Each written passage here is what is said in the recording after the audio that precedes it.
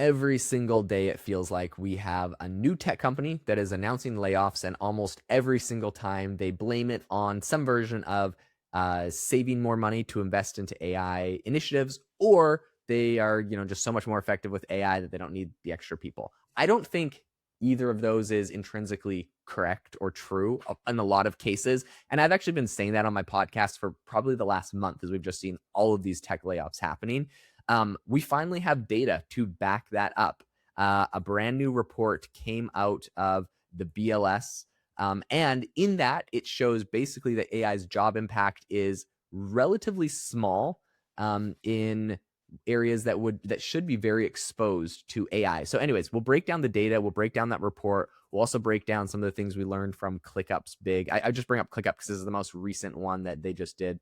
I think 22% of their workforce is getting laid off. So anyways, we're going to get into all of that and what this actually means for jobs, what you should be doing, and where some of the opportunities are. Before we get into that, I wanted to tell you about our AI Hustle School community. So every single week, Jamie and I record a bonus episode that we post over on our school community. We have over 200 members in here. Everyone's sharing what they work on. We share all of the insights, the stuff we don't share publicly about what we're building, how much money we're making.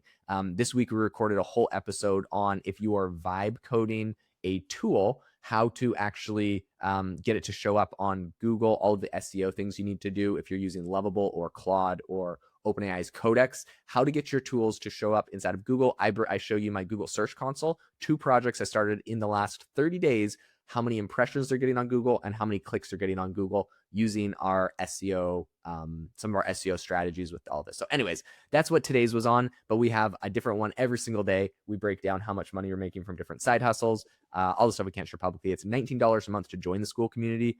Incredible insights, great community. It's the inside hack if you want to save yourself thousands of dollars and hundreds of hours and just get a cheat code to figure a lot of this stuff out faster. All right. And it's linked in the description, by the way. Okay, Jamie, tell us what's interesting to you about all of this jobs data, all of this layoff information, and what's going on with ClickUp and this new jobs report. Yeah. So basically, ClickUp, they announced recently that they introduced roughly 3,000 internal AI agents to handle a wide range of complex tasks on behalf of its employees. So, and I feel like the number is thrown around a lot. Like it's supposed to be really impressive when we have a big number of agents. I think what this means is that maybe every employee has some kind of agent that they're using, like whether it's Claude or Claude Cowork or something that's helping them accomplish their daily tasks. Either way, they release these agents, and then now instead of performing the work themselves, the employees, they're supposed to kind of oversee these agents, make sure it's up to quality standards and things like that. So that's kind of what they're blaming on this layoff, is that they don't, they're trying to invest more in AI, save money, increase profits, all that kind of stuff. But there is a study recently that came out. Gartner did this, said that about 80% of companies that are using AI tech have cut jobs, but that doesn't necessarily translate into meaningful financial returns. So that's a really interesting stat, because that's what everyone's claiming they're doing, is that they're increasing their productivity, their returns, for the shareholders by implementing AI. Yet we're seeing not a huge meaningful increase in financial returns. I don't know if that's because overall, companies are hurting right now. If there's a recession here already that we haven't really fully realized yet, or and that's their way of kind of saving their business, is by cutting the workforce, trying to get AI to replace things. I'm thinking back to the whole tariff situation. Once the tariffs were announced, a couple of years ago, everyone bumped their prices up, even though the tariffs hadn't even necessarily hit yet. It was just kind of an excuse. Jaden, what are your thoughts? Do you think, are these companies actually, increasing their profit? What are they actually doing here? Are they trying to save themselves? What are your thoughts? Yeah, a lot of the data I've seen basically shows that companies have overhired during the pandemic, and they had too many people or they're facing some sort of financial difficulty, so they're laying people off, and they're just kind of blaming it on AI as a big chunk. Now, what's interesting is we do hear like a lot of companies with AI roles that are impacted by AI, but according to the data, this is a very small sliver of the overall jobs market, basically. And so, one of the areas that is most heavily impacted is recent college grads. So, basically, kind of like entry level jobs are being impacted. And people talk about that a lot. They're like, oh my gosh, what are we going to do? All the college grads coming out of college, they're not going to have jobs because AI is kind of doing the junior work that usually you'd get in and kind of learn, and more senior people are just using Claude to do what a junior used to do for them.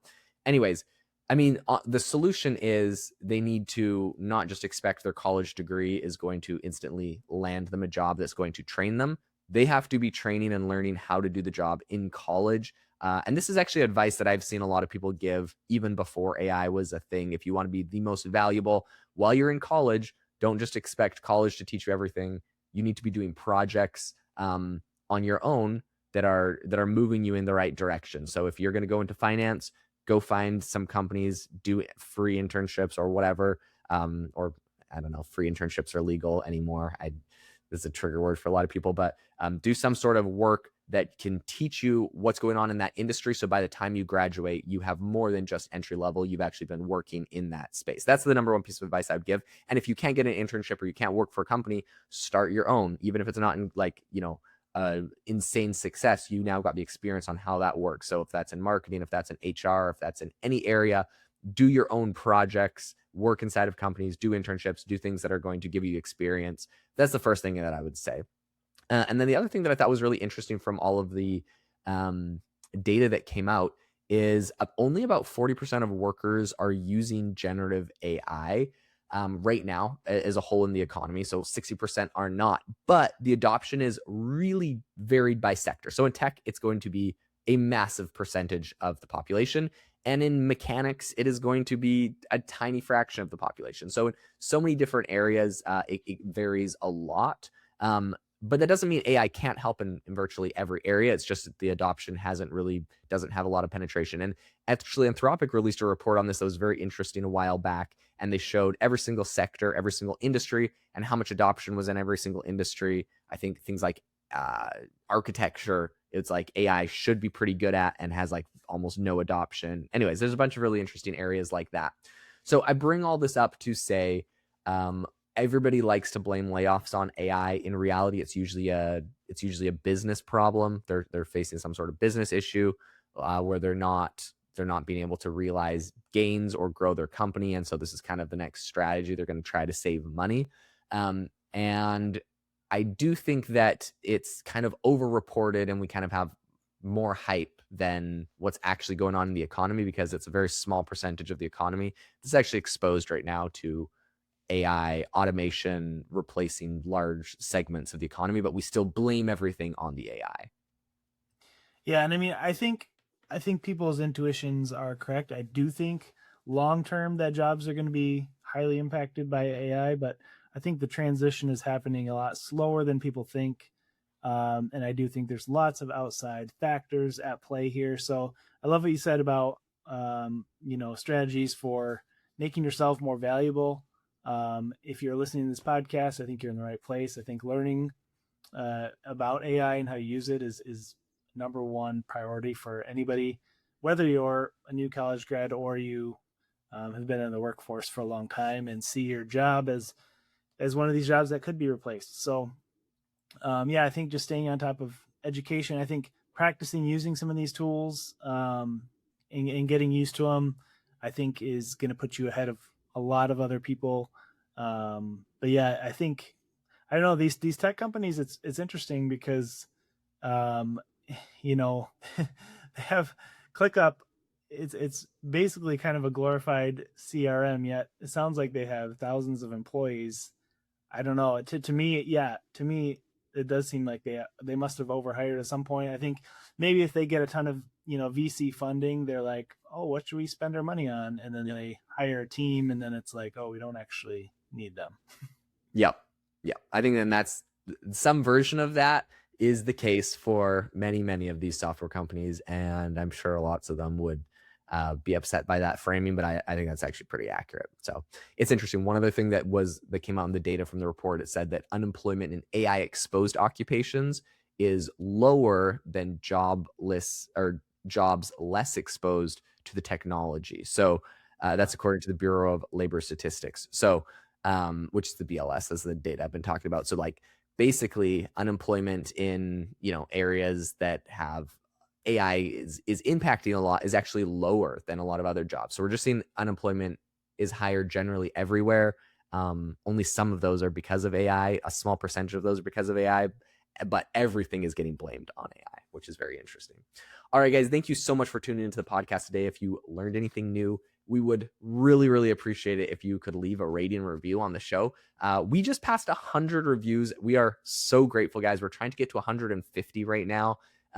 If you could leave a review, if you haven't already, that'd be amazing. On Spotify, you have to listen to at least 3 episodes. So if you've listened to 3 episodes on Spotify, you hit the About tab, you can leave a review. And over on Apple, we read every single comment. If you haven't left a review yet, that would be phenomenal. Thanks so much, guys. We'll catch you all in the next episode.